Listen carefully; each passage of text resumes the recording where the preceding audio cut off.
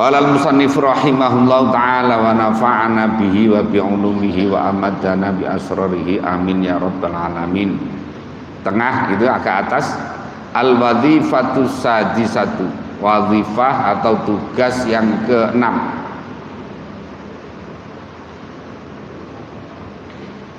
Al-wadhifatus sadisatu, adapun tugas yang ke-6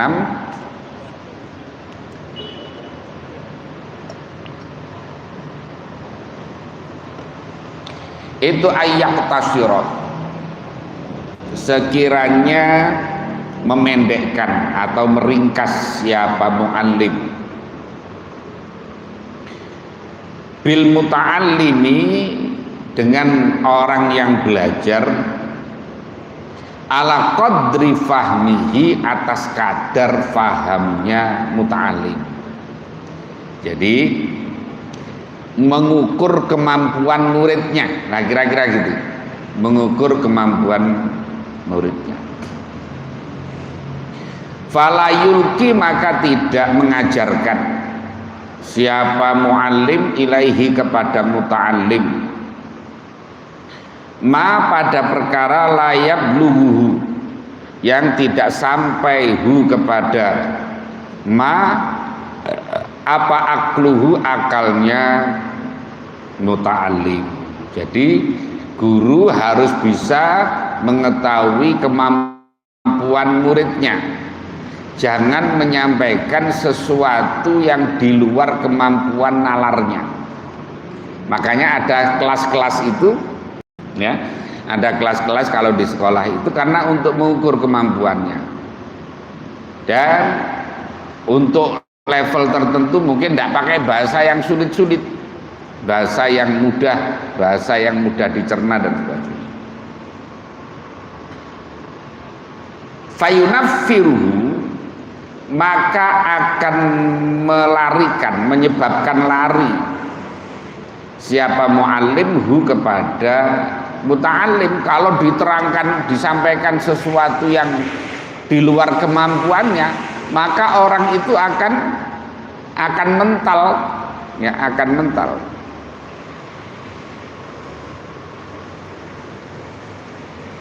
Makanya kalau di Pondok Lirboyo itu di pintu masjid, sampai sekarang masih ada itu tulisannya Mbah Marzuki, pesan dari Mbah Marzuki dan Mbah Yai Mahrus, santri ora oleh belajar kitab sing durung pangkate.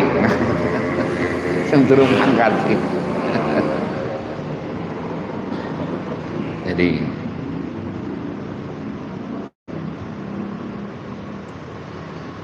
au yukhbita, atau yang bisa merusak apa ma alaihi, atas muta'allim aklahu, pada akalnya muta'allim. Jadi bisa kemudian menjadi bingung, ya, menjadi bingung, menjadi macam-macam kalau belum waktunya. Iqtidaan, karena mengikuti, fi dzalika, di dalam demikian, falayulki ilaihi ma la yabluhu aqluhu, mengikuti bisayyidil basyari, dengan pemimpinnya manusia, yaitu Nabi Muhammad sallallahu alaihi wasallam. Khaif qala, di mana dawuh siapa Nabi. Khaif qala, di mana dawuh siapa Nabi. Dawuhnya Nabi, nahnu ma'asyiral anbiya'i, nahnu, adapun kami, yaitu ma'asyiral anbiya'i, ya kumpulan para nabi, itu umirna, diperintah siapa kami, itu umirna, diperintah siapa kami, an-nunazzila, atau an-nunzila, sekiranya memposisikan siapa kami, menempatkan siapa kami, an-nasa, pada manusia, manazilahum, pada posisi-posisinya nas, artinya pada tempat-tempatnya nas, wa nukallimahum, dan berbicara siapa kami hum kepada nas ala qadri ukulihim, atas kadar akalnya nas. Jadi kita ini menyampaikan harus tahu mukhatabnya, harus tahu audiensnya. Kayak kita bicara di kampung umpamanya, Ustaz Jajang ceramah di kampung, yang kampungnya kampung yang udik kan.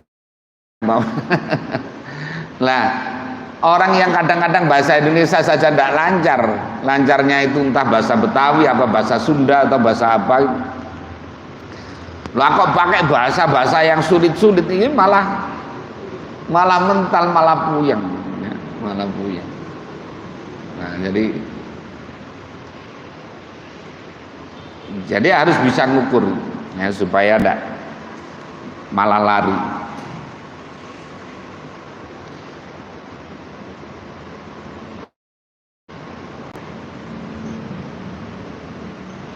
Fal yabussa, maka adalah gelar siapa muallim ilaihi kepada muta'allim al haqiqata, pada haqiqah, pada hakikat masalah. Idza alima, ketika mengetahui siapa mu'allim, anau sesungguhnya muta'allim itu yastaqillu, bisa menyendiri siapa muta'allim bifahmiha, dengan memahami hakikat. Jadi diterangkan sampai detail itu kalau memang muridnya itu bisa nyampe ya, kira-kira bisa memahami dengan baik kalau kemudian dia belajar sendiri. Wa qala dawu siapa Nabi sallallahu alaihi wasallam, ma ahadun, tidak ada adapun seseorang, yuhadditsu, yang menceritakan siapa ahad, kauman pada kaum, bihaditsin, dengan hadis atau pada hadis, la tablughu, yang tidak sampai hu kepada hadis, apa ukuluhum, akal-akalnya kauman itu, illakana, kecuali ada apa hadis itu fitnatan, menjadi fitnah, malah jadi fitnah.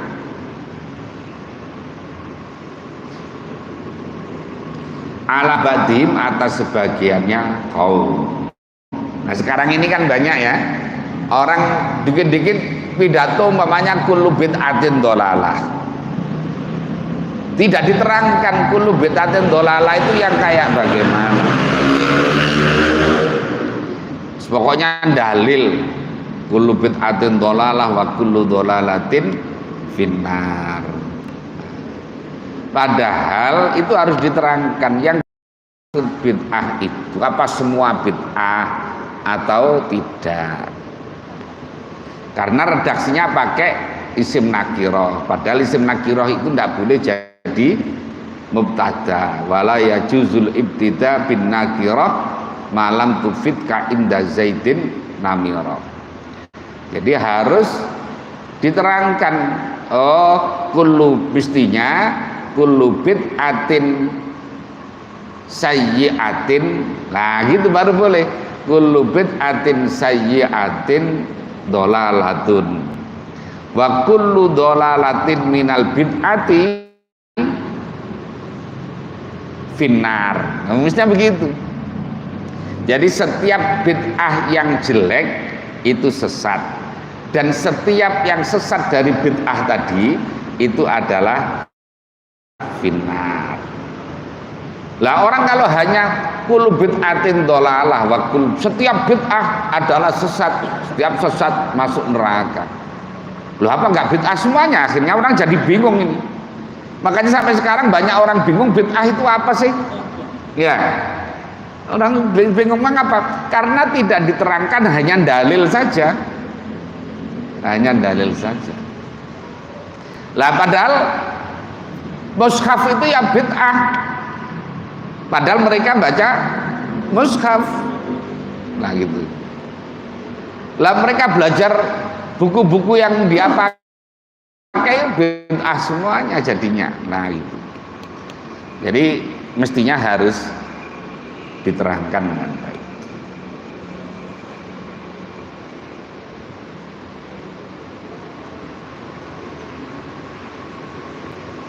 Kayak umpamanya orang dalil fawailul lil musallin. Celaka bagi orang yang sholat. Bingung. Akhirnya nggak sholat, berhenti nanti. Jadi akan jadi begitu. Waqala berkata siapa Aliun radhiyallahu anhu. Beliau mengatakan innaha huna la'uluman. Sesungguhnya di sini, artinya di dadanya Sayyidina Ali, sungguh ada beberapa ilmu jumatan yang banyak. Katanya di sini ilmu ini banyak sekali. Katanya gitu. Lau wajadtu laha hamalatan, jika menemukan siapa aku laha kepada uluman hamalatan pada orang-orang yang membawa, maka akan aku kasihkan. Itu terusannya begitu. Kalau ada orang yang memang siap untuk bisa menerima ilmu dari saya itu semuanya, maka akan aku kasihkan. Di sini ilmu semuanya ya. Sayyidina Ali itu terkenal memang pintunya ilmu. Ana madinatul ilmi wa aliyun babuha. Kata jauhnya Nabi, aku itu kotanya ilmu, pintunya adalah Ali. Dan Sayyidina Ali terkenal orang yang cerdas, ya, orang yang cerdas. Nah, makanya kata saya, kalau aku menemukan orang-orang yang siap membawanya, akan aku kasihkan semuanya.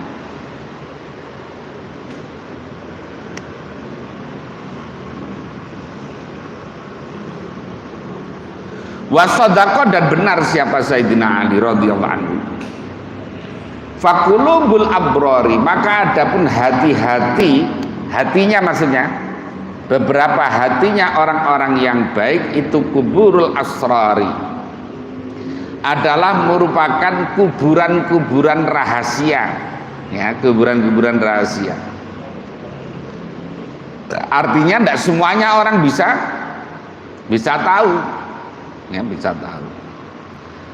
Makanya kalau orang alim meninggal, belum sempat ada yang disampaikan kepada santrinya atau belum sampai habis, ya hilang ilmu itu. Ya, ilmu itu akan hilang. Nah, fala yang bagi, maka tidak seyukjanya apa ayufsya, sekiranya menyebarkan siapa alimu orang alim kullama pada setiap perkara ya'lamu yang mengetahui alim pada ma ila kulli ahadin pada setiap orang. Orang alim itu tidak boleh menyampaikan semuanya kepada setiap orang, harus milih-milih. Umpamanya orangnya itu levelnya baru pada sulam safinah, jangan diterangkan tentang masalah yang ada di Buya, yang ada di Kifayatul Akhyar, yang ada di dalam kitab-kitab yang besar. Bingung nanti itu. Jadi mengapa kok terjadi orang itu kadang-kadang orang itu menilai ulama itu salah ketika menurut mereka itu salah karena dalam pandangannya yang selama ini dia ketahui. Ya, umpamanya gini, orang ini diajari mulai kecil itu kalau sholat pakai kunut. Itu rasanya kalau sholat, ada orang sholat kok tidak pakai kunut, kira-kira ya kayak tidak sah. Sama dengan gini, orang diajari bahwa sholat Idul Fitri maupun Idul Adha itu pada rakaat pertama takbirnya 7 kali, rakaat kedua takbirnya 5 kali. Tidak diterangkan takbir itu hukumnya apa di situ. Padahal takbir di situ itu hukumnya adalah sunnah hayat saja, bukan sunnah abad. Lah, yang namanya orang sholat yang jarang-jarang, sholat itu kan ya jarang-jarang, setahun hanya 2 kali. Maka kalau ada imam, Pak Jajang kok ngimami lupa takbirnya, itu kalau menurut orang awam yang ngertinya bahwa takbirnya itu harus 7, itu kan wah tidak sah sholatnya tadi ini. Nah kira-kira kan gitu, anggapannya tidak sah. Dah jangan diundang lagi Pak Jajang ini. Wah sang imam sholat kok takbirnya sekali. Nah, padahal itu sunnahnya sunnah hayat. Lah orang sholatnya karena jarang-jarang bisa jadi lupa. Lah kita aja yang kadang-kadang tiap pagi sholat subuh pakai kunut saja kadang-kadang lupa kunutnya. Apalagi ini yang setahun sekali bisa jadi lupa. Lah, tapi kalau orang yang bodoh melihatnya gimana? Udah sah sholatnya tadi itu. Apa? Karena pemahaman dia selama ini bahwa kalau sholat id itu takbirnya rakaat pertama 7 kali, rakaat kedua 5 kali. Tahunya itu, tidak tahu bahwa rinciannya kayak apa. Nah contohnya itu, contohnya kayak dulu pernah rame ya, tahun 80 berapa itu. Ada kiai nikah, nah nikah siri. Wan akhirnya rame itu, so di koran itu rame luar biasa. Loh padahal itu ada pendapat, kalau kita ngaji itu pendapatnya banyak yang membolehkan. Lah tapi kalau orang yang melihat orang bodoh-bodoh kayak kita mamanya, bukan kayak kita lah, kayak saya mamanya. Oh kita mengajak-ajak. Kalau ada orang nggak ngerti, dikiranya nikah itu ya harus seperti di dalam undang-undang nomor 1 tahun 74 yang sekarang diperbarui, undang-undang nomor 16 tahun 2019 tentang undang-undang perkawinan. Itu anggapannya apa? Anggapannya yang nggak sah berarti kiai itu zina itu, kan gitu, ya kan? Ya karena apa? Anak SD disuruh menilai sarjana gitu. Anak lulusan SD menilai orang S1, S2, apalagi udah S3. Ya enggak tuk namanya, ya, enggak tuk. Karena belum makomnya. Lah nanti kalau diterangkan anak lulusan SD diterangkan bahwa nikah itu menurut pendapat ini begini, pendapat ini begini, pendapat ini begini. Wah malah gak karu-karuan malah ya. Gitu. Jadi harus biqadri ukulihim.